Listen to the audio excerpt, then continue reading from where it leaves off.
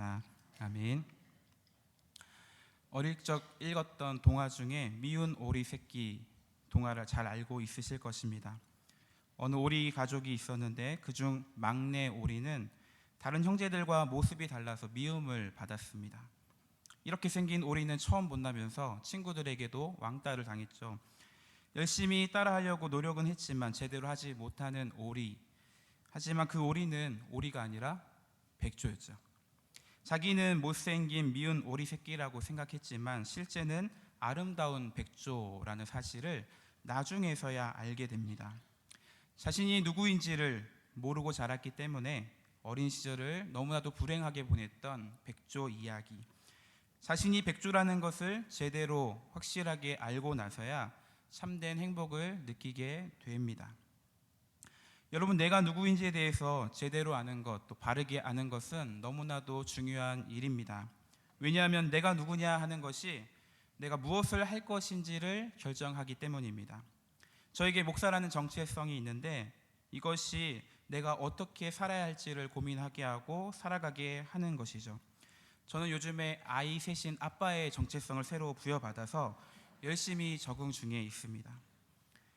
내가 누구냐, 내가 어떤 사람이냐 하는 것이 내가 어떻게 살아야 하는지 또 무엇을 해야 할지를 결정합니다. 예전에 저희 아버지께서 여수에서 목회를 하실 때에 여수 가는 기차를 타고 내려가게 되는데요. 5시간 넘게 기차를 타고 내려갑니다. 너무 지루하고 시간도 아낄 겸해서 보통은 이제 마지막 시간 밤기차를 타고 내려가는데요. 저는 이제 용산역이었던 것 같은데 타고 자리에 앉으면은 잠을 잘 준비를 이제 자세를 갖춥니다. 어떻게 하면 좀 더 편하게 잘 수 있을까? 근데 간혹 그 기차에 중간중간 내리는 사람들이 타잖아요. 여수까지 가시는 분도 계시지만 어떤 분들은 천안까지만 가시는 분들이 계세요.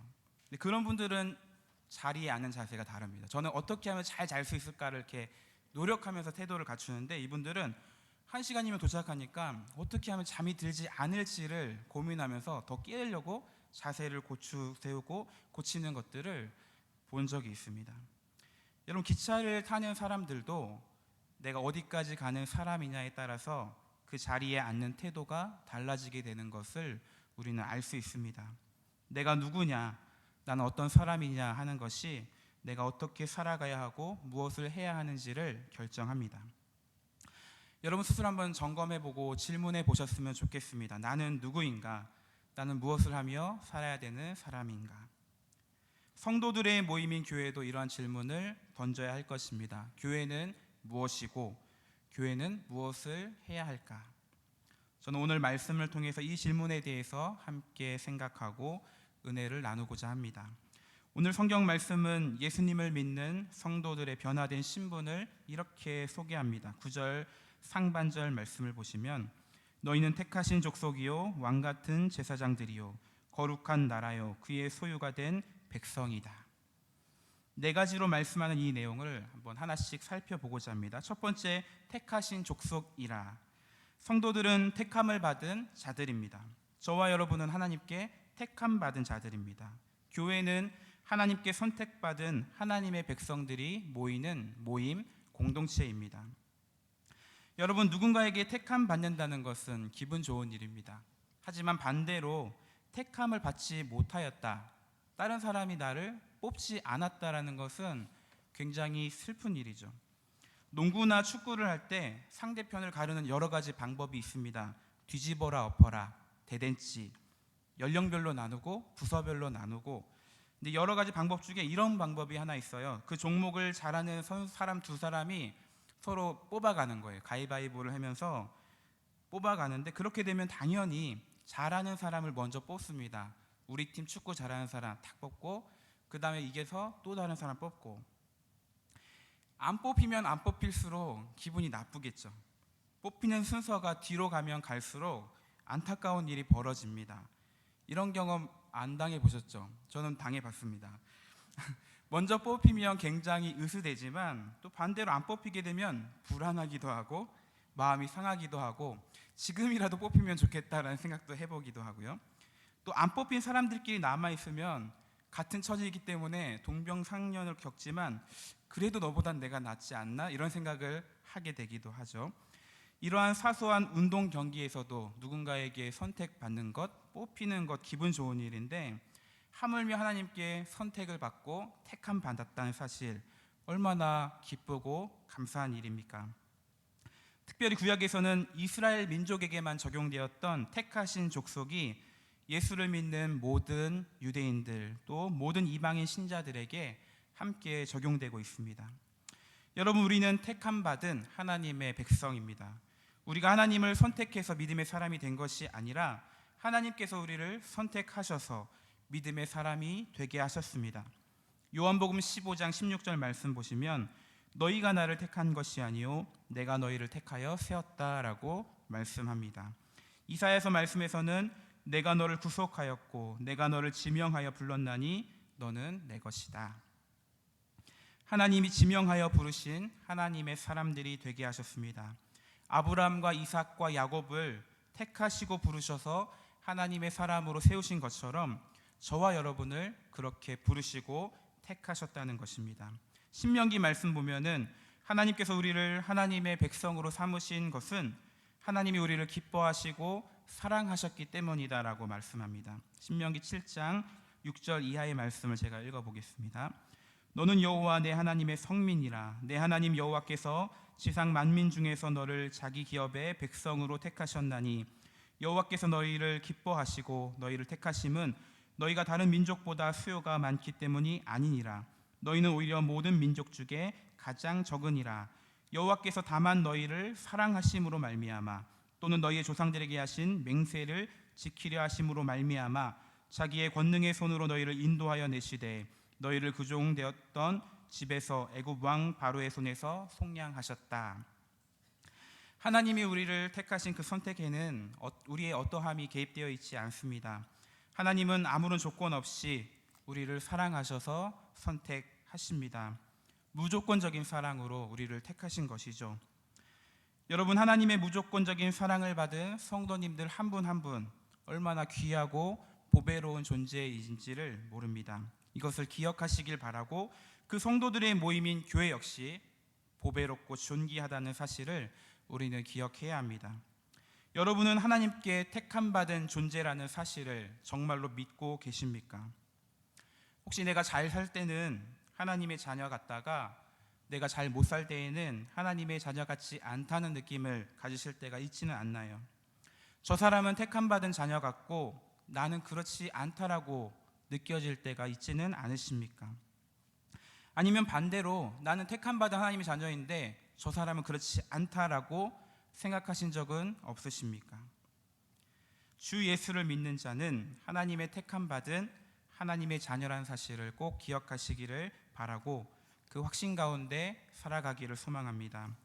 두 번째, 예수님을 믿는 자는 왕같은 제사장들이다라고 말합니다. 구약의 제사장들은 어떤 사람들이었습니까? 하나님께 신령한 제사를 드리는 자들, 또한 다른 사람들을 하나님께로 나아가도록 돕는 역할을 한 자들이었습니다. 구약의 제사장들은 아무나 될 수 없었고 일반 백성들은 하나님께 나아갈 수도 없었죠. 하지만 예수 그리스도께서 우리 죄를 대신하여 십자가에 달려 죽으심으로 단번에 영원한 제사를 드림으로 우리는 하나님 앞에 거룩한 자들이 되었습니다. 대제사장이신 예수님을 통하여 우리를 제사장으로 삼아주신 것이죠.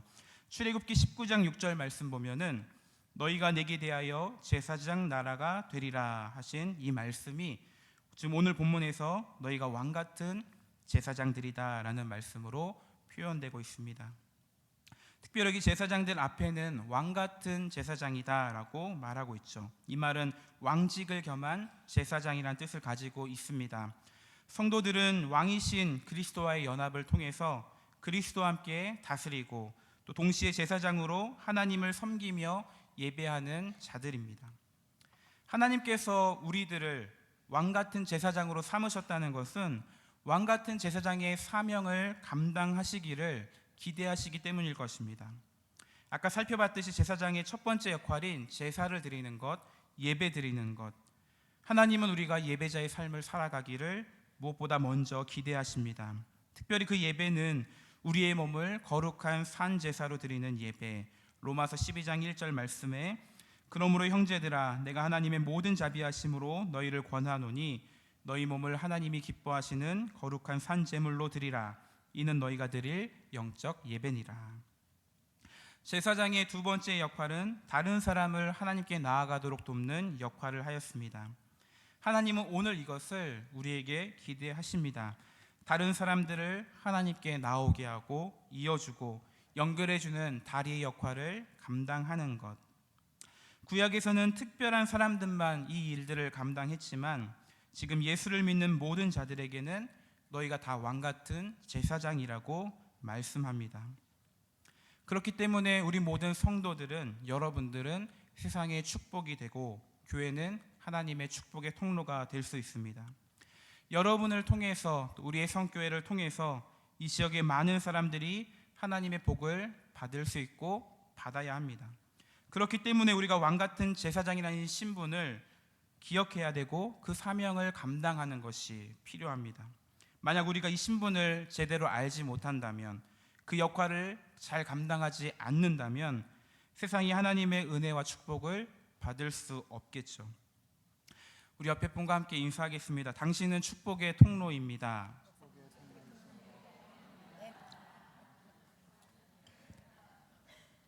여러분들을 통해 많은 사람들이 하나님을 알게 되고 또 하나님께 나올 수 있게 되기를 소망합니다. 우리 교회를 통해서 많은 사람들이 하나님께 연결되기를, 하나님을 알지만 하나님과 가까이 하지 못했던 자들이 하나님께 가까이 나올 수 있는 일들이 더욱더 놀랍게 나타나기를 원합니다. 어제 전도 폭발에서 복음 제시하는 시간이 있었어요. 저희 조가 새로운 대상자를 만나서 전도 폭발 복음 제시를 하였는데요. 지금은 이제 훈련생들이 이제 하는 시간들이라서 저는 중간중간에 개입하고, 저희 훈련생 분 중에 한 분 집사님께서 이 복음을 제시하셨습니다. 저는 그분들을 보면서 이분들이 훈련 받으면서 조금씩 변화된다는 것을 이렇게 보게 돼요. 복음의 확신을 가지고 있다는 것, 또 복음을 증거하면서 무엇보다도 이분들이 변화되고 있고 기뻐하는 것을 함께 느끼고 있습니다. 어제 그분에게 복음을 전하고 예수님을 믿기로 결심한 이후에 저희들끼리 식사하면서 이런 이야기를 하였어요. 전도 폭발하면서 하나님께서 얼마나 놀랍게 일하신지를 내가 보게 된다고. 대상자들마다 하나님이 그들의 인생 가운데 얼마나 놀랍고 세밀하게 하나님이 개입하시고 일하시는지 그 하나님을 높여드릴 수밖에 없다는 얘기들을 어제 복음 제시 끝난 다음에 저희들끼리 이야기한 적이 있습니다. 저는 이분들이 앞으로 하나님의 복음을 가지고 어느 누구에게든지 복음 전하는 자로 아름답게 쓰일 그런 복된 인생으로 세워질 것이 정말로 기대가 되더라고요.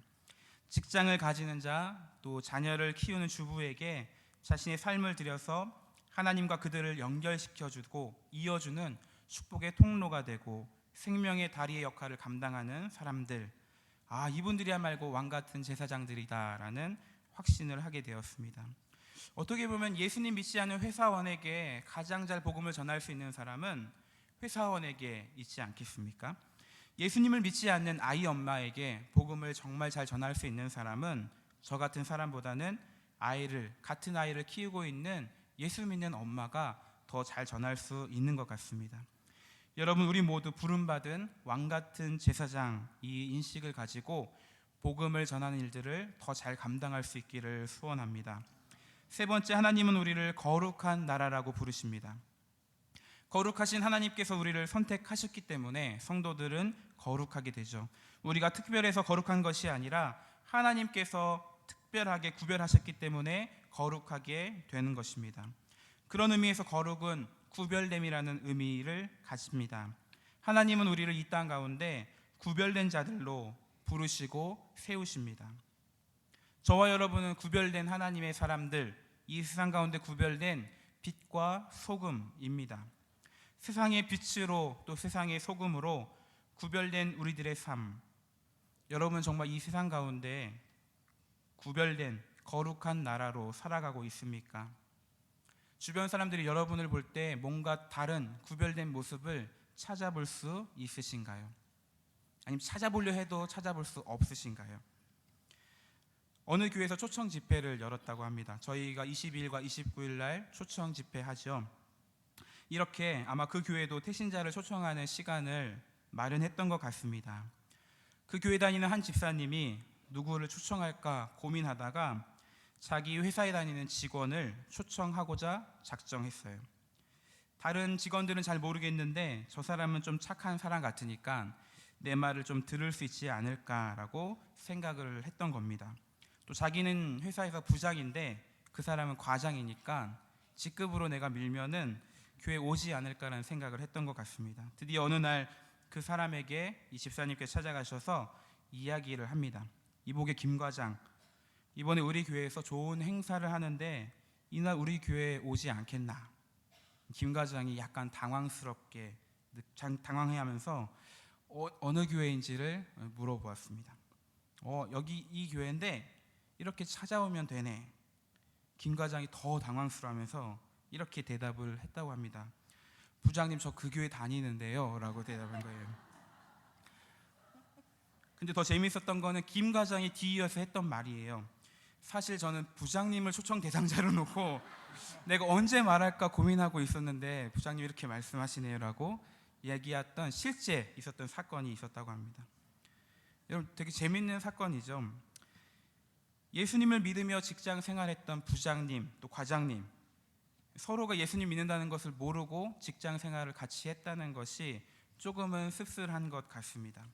함부로 판단할 수는 없겠지만 예수님을 믿으며 살아왔던 이분들이 직장에서, 세상에서 다른 사람들과는 구별되는 모습이 별로 없지 않았을까라는 것을 한번 생각해 볼 수 있지 않을까요? 우리들은 어떠할까요? 우리들이 있는 직장, 관계 가운데서 정말로 예수님을 믿는 거룩한 나라로서 구별된 말을 하고 구별된 행동하고 구별된 삶을 정말 살아가고 있는지 우리 자신을 한번 돌아보면 좋겠습니다. 정말 내 주변의 사람들이 나에게서 구별된 어떤 모습을 발견하고 있는지, 아니면 정말 뭔가 다른 모습을 찾으려고 해도 찾을 수 없는 존재는 아닌지, 우리를 거룩한 나라로 부르신 하나님의 선택받은 백성답게 하나님을 위해 구별된 자로 쓰임받기를 소망합니다. 네 번째, 예수님을 믿는 우리들은 그의 소유가 된 백성이다라고 말합니다. 우리들은 하나님의 소유, 하나님의 거라는 말이죠. 성도들은 다른 누구에게 속하지 않고 오직 하나님께 속한 자들입니다. 내가 하나님께 속하고 하나님의 소유라는 사실, 이 사실이 우리의 존재를 얼마나 가치 있게 만드는지 모릅니다. 여러분, 마릴린 먼로라는 유명한 배우가 있죠. 이 배우가 죽은 뒤에 이 사람이 가지고 있던 유품들이 경매에 나왔는데 엄청난 가격의 낙찰가가 됐더라고요. 그녀가 입었던 청바지, 한 유명한 디자이너에게 37,000달러, 3,700만 원의 청바지가 팔렸고, 이 배우가 착용했던 귀걸이 18만 5천 달러, 우리 돈 1억 9천만 원 정도의 이 가격에 팔렸다는 거예요. 엄청난 가격의 유품들이, 이 물건들이 팔렸다는 이야기를 들었습니다. 유명한 배우의 소유물, 그 소유물도 이 사람이 유명한 배우의 거였다는 사실 때문에 그 가치가 엄청나게 높아지는데, 우리 성도들은 하나님께 속해 있는 하나님의 소유라는 것, 그 가치가 이것에 비교할 수 있겠습니까?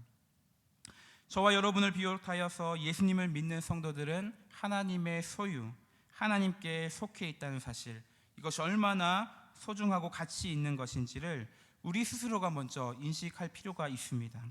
나는 하나님이 택하셔서 거룩하게 하신 하나님의 것, 난 하나님의 사람이다라는 이 사실, 이것이 우리를 더 당당하게 하고 자존감 있게 만드는 것입니다. 여러분, 우리 스스로 보기에도 나 자신이 가치 없어 보일 때가 종종 있습니다. 이것이 느껴질 때 의기소침해지고 우울해지죠. 다른 사람들과 비교해서 열등의식에 빠지기도 합니다. 하지만 저와 여러분은 하나님의 소유라는 사실, 하나님의 독생자 예수 그리스도를 보내어 주실 만큼 고귀하고 값진 하나님의 백성, 하나님의 아들, 딸이라는 사실, 내가 느끼기엔 특별한 게 없다 할지라도 하나님이 보시기에는 특별한 존재들, 이 세상 누구와 비교할 수 없는 가장 아름다운 존재들입니다. 평범한 바지가 특별한 사람의 소유가 될 때 그 가격이 높아지는 것처럼, 특별히 다를 바 없는 그 귀걸이가 유명한 사람이 썼기 때문에 그 사람의 소유가 됐을 때에 특별한 유품이 되는 것처럼, 우리는 평범하지만 전능하신 하나님의 소유가 될 때에 우리의 가치는 그것과 비교할 수 없이 높아지고 특별해지는 것입니다. 여러분, 지금 사도 베드로는 신자들을 가리켜서 너희는 택하신 족속, 왕같은 제사장들, 거룩한 나라, 그의 소유가 된 백성이다라고 말씀하고 있습니다. 그리고 이것은 오직 하나님의 긍휼하심으로 된 것이다라고 말씀하고 있죠. 10절 말씀 같이 한번 읽어보겠습니다. 너희가 전에는 백성이 아니더니 이제는 하나님의 백성이요, 전에는 긍휼을 얻지 못하였더니 이제는 긍휼을 얻은 자니라. 아멘. 베드로는 호세아서 말씀을 인용하여서 그리스도의 성도가 되기 이전과 이후의 상태를 비교합니다. 예수 그리스도를 영접하기 전 이방인으로 있을 때에는 하나님의 백성이 아니었지만 예수를 믿어 그리스도와 연합한 이후에는 구원받은 하나님의 백성이 되었다. 긍휼을 얻지 못하였지만 이제는 하나님의 긍휼을 입은 자들이다. 여러분, 우리가 하나님의 백성이 된 것은 우리의 자격 때문이 아니라 하나님의 긍휼하심, 하나님의 전적인 은혜 때문이라는 사실을 기억해야 할 것입니다. 우리를 불쌍히 여기시고 무조건적으로 사랑하시는 이 하나님의 속성, 이것이 바로 긍휼하심입니다. 만약 우리가 하나님의 은혜와 긍휼로 하나님의 백성이 되었다, 거룩한 제사장이 되었다는 사실을 우리가 깨닫지 못하고 생각하지 않게 된다면 어떠한 일들이 벌어지게 될까요? 어느 순간 나는 이렇기 때문에 하나님의 백성답다라고 생각하는 일종의 공로의식이 생겨나게 될 것입니다. 말로는 하나님의 은혜다, 하나님의 긍휼하심이다라고 말하지만 마음 한쪽에서는 그래도 내가 이 정도 되니까, 그래도 내가 이만큼 하니까 된다라는 생각들을 가지게 된다는 것입니다. 내가 교회를 잘 다녔으니까, 내가 그래도 교회에서 봉사를 많이 했으니까, 이런 것들이죠.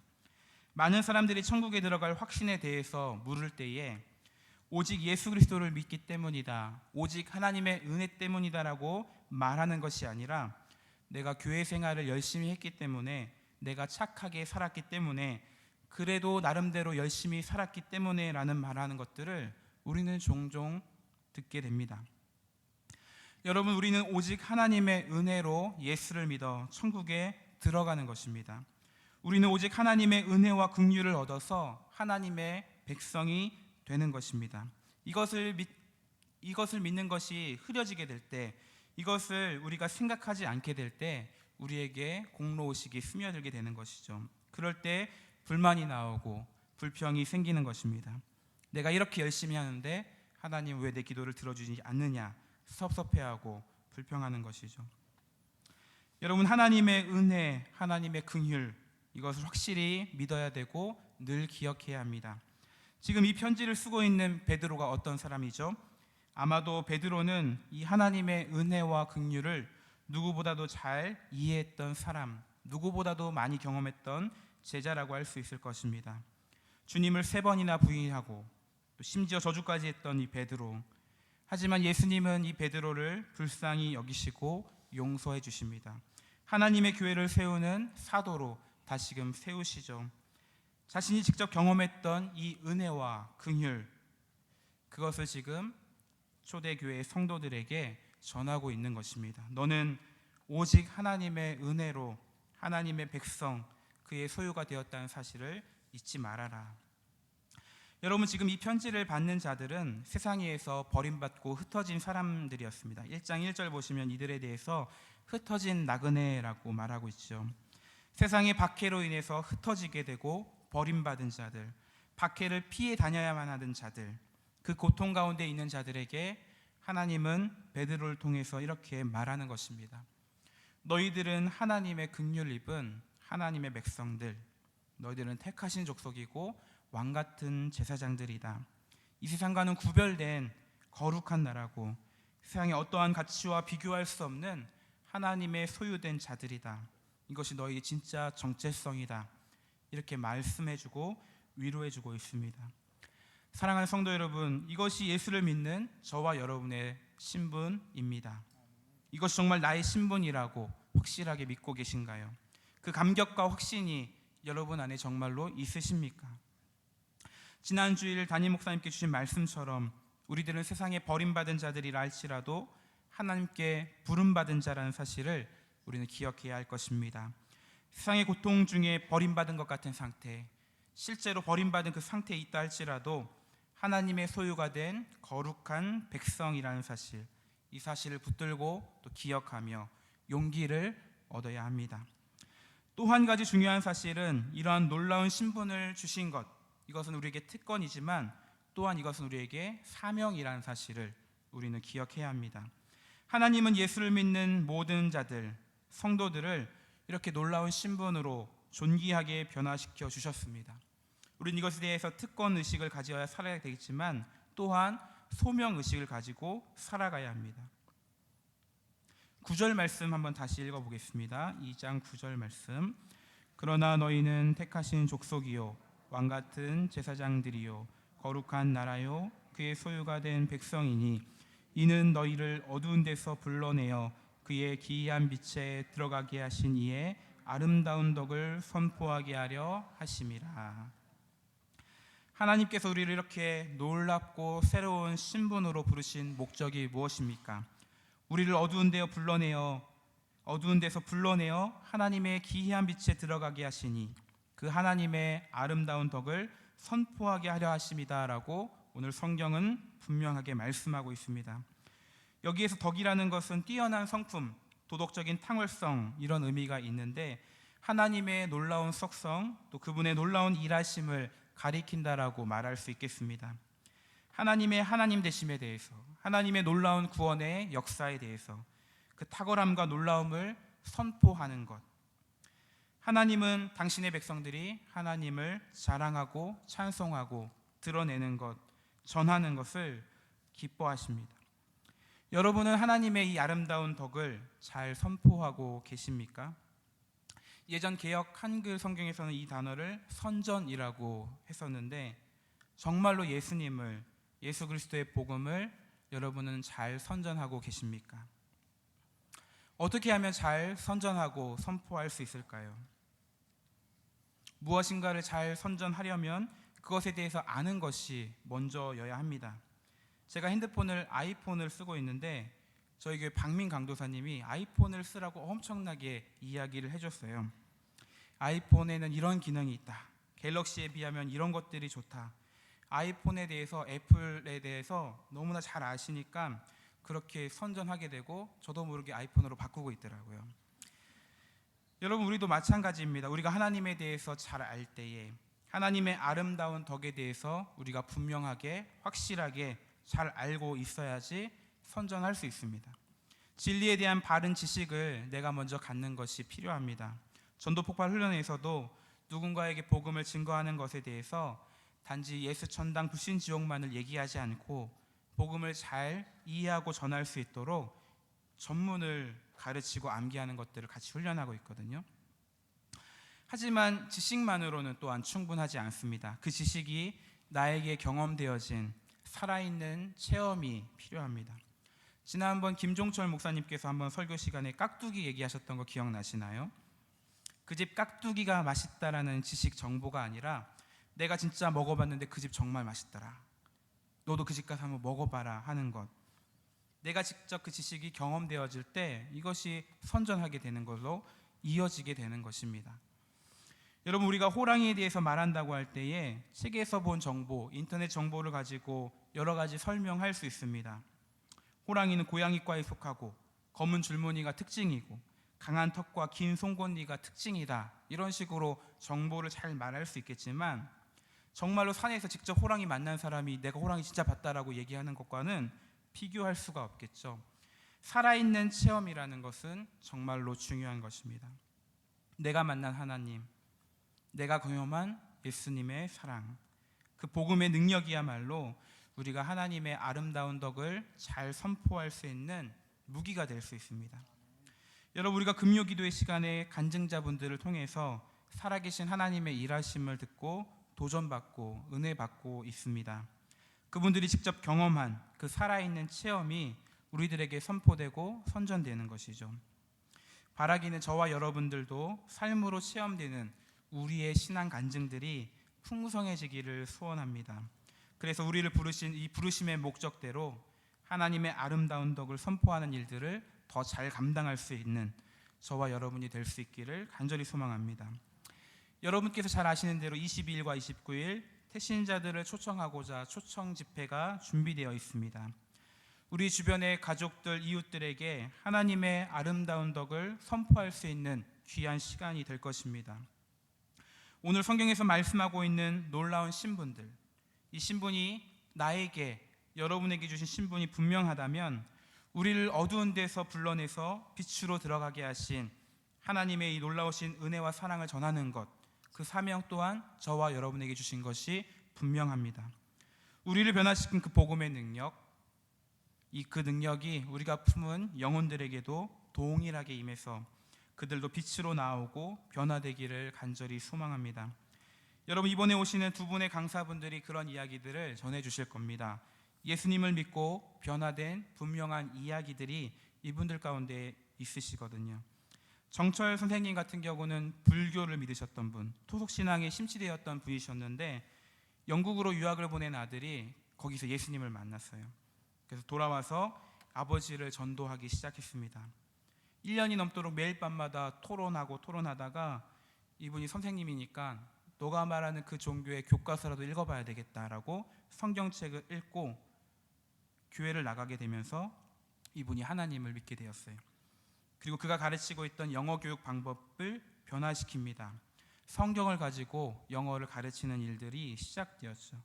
그가 살아가는 직업은 변하지는 않았지만 그가 살아가는 삶이 변화되었고 의미가 달라졌습니다.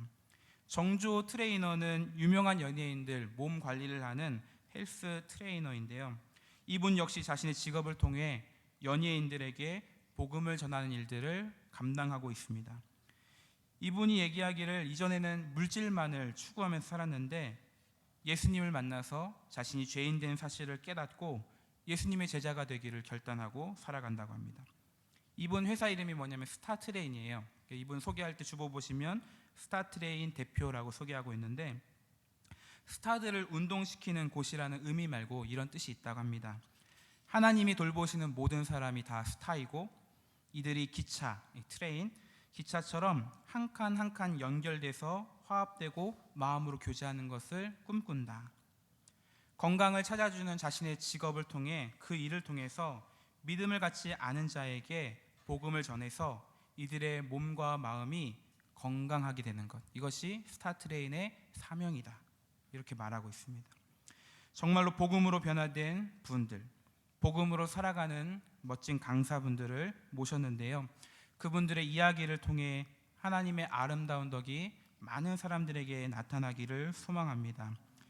여러분들이 품고 계시는 태신자분들을 위해서 기도하시고 또 복음을 전하시고 복음이 전하여지는 이 자리 가운데 초대하는 것, 이건 역시 여러분이 할 수 있는 복음 전하는 일이라고 생각합니다.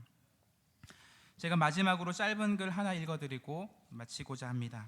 잘 한번 들어보시기 바랍니다. 꽃을 사랑한다고 말하면서도 꽃에 물을 주는 것을 잊어버린 여자를 본다면 우리는 그녀가 꽃을 사랑한다고 믿지 않을 것입니다.